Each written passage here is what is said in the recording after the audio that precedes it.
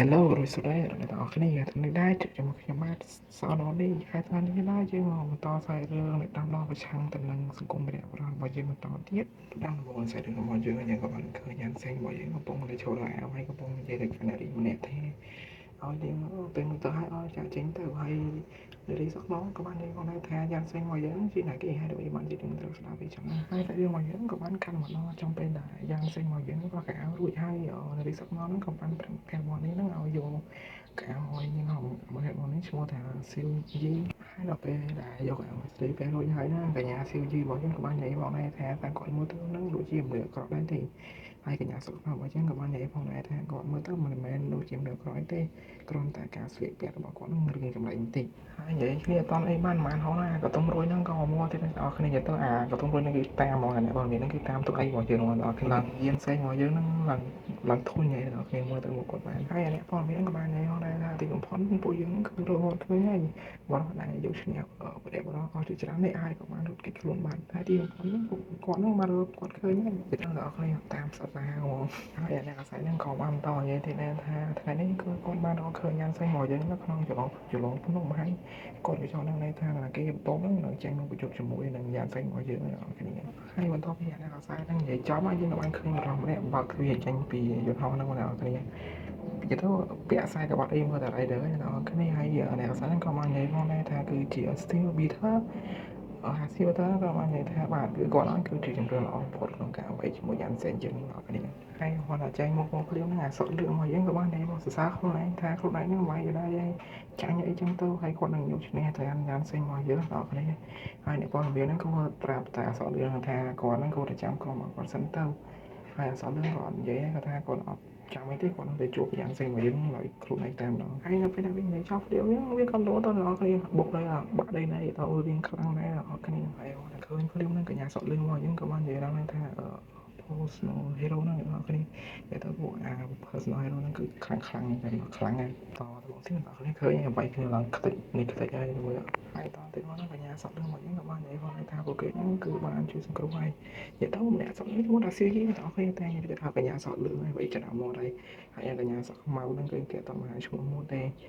េហើយបន្តមកទៀតកញ្ញាសក់ខ្មៅជាមួយយើងហ្នឹងក៏ហាមកញ្ញាស៊ីហ្នឹងក៏មកទៅចិត្តໄວមើលទៅពួកគេហ្នឹងដូចជាចង់ប្រយុទ្ធគ្នាអញ្ចឹងហើយកញ្ញាសក់ខ្មៅរបស់យើងក៏បានបន្តទៀតថា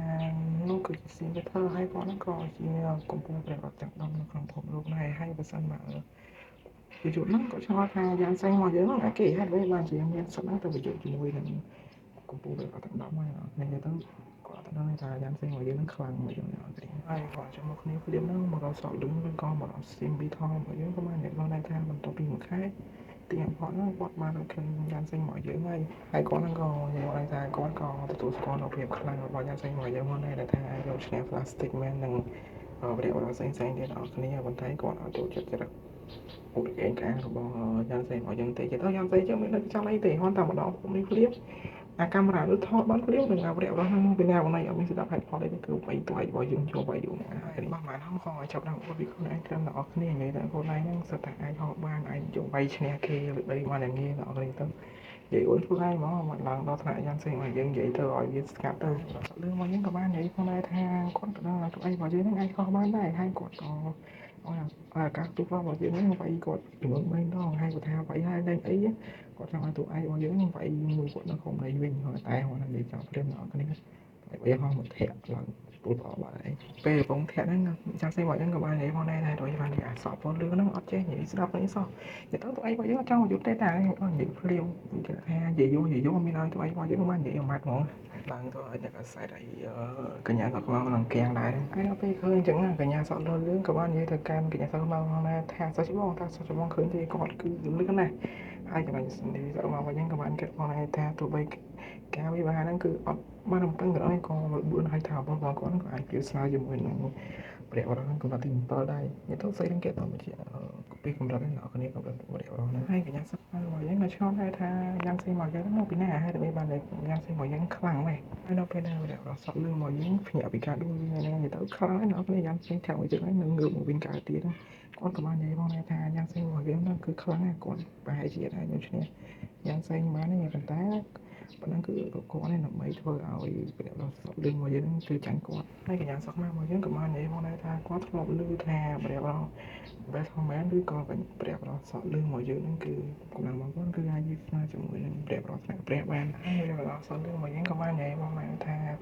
យ៉ាងសេចមកយើងពិតជាខ្លាំងមែនហើយបើសិនបើជាប្រាប់ដល់ Fasting មែនហ្នឹងត្រូវបានមកការវាប្រហារហ្នឹងប្រកាសជាដេកដួលជាមិនខានប៉ុន្តែ